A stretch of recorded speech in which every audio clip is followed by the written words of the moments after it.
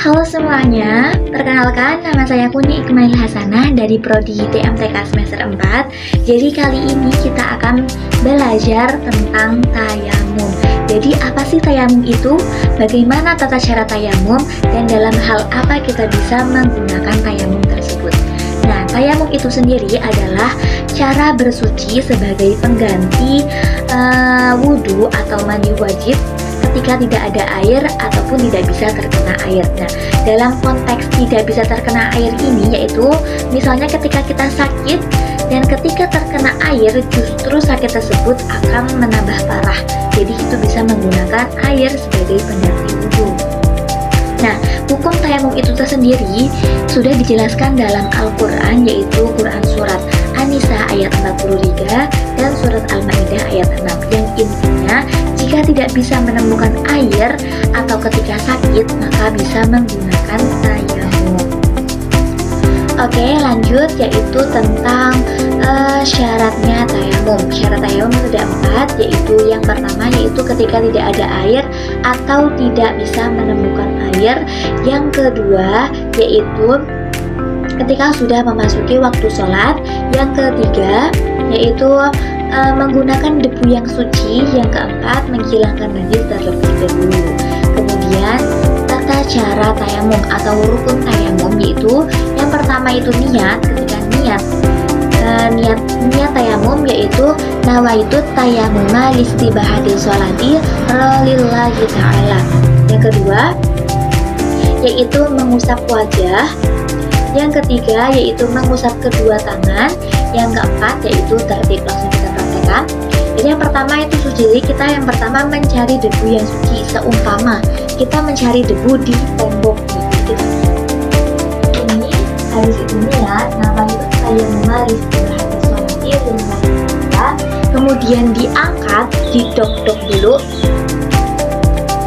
Baru kemudian diusapkan wajah.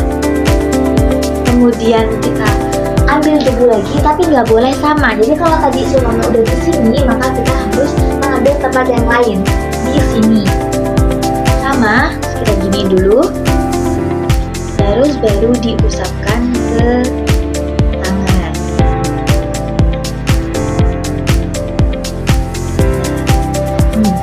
Sudah selesai. Jadi seperti itu tata cara bertayamum. Jadi yang pertama niat, nama itu tayamum listibahati sholati lillahi ta'ala. Kemudian kita dok-dok dulu. Habis itu kita usapkan ke wajah. Habis itu ditempelkan lagi, tapi di tempat yang berbeda dari yang pertama. Kemudian didok-dok lagi, baru diusapkan ke kedua tangan. Jadi seperti itu. Oke, yang terakhir yaitu hal-hal yang membatalkan tayamum. Hal-hal yang membatalkan tayamum yaitu semua perkara yang membatalkan wudhu, maka itu juga akan membatalkan tayamum.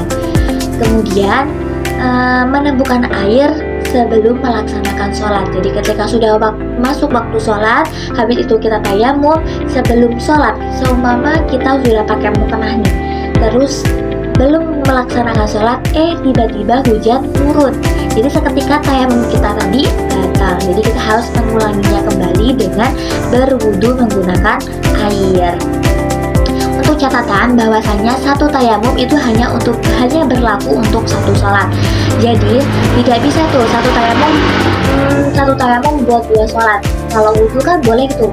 Kalau satu wudu bisa buat 2 sholat, 3 sholat, 4 sholat. Selagi belum batal maka bisa dengan beberapa sholat tadi. Tapi kalau satu tayamum hanya bisa digunakan untuk satu sholat. Jadi setelah duhur kita sudah bertayamum untuk sholat duhur, maka asyar kita harus bertayamum lagi untuk melaksanakan sholat asyar.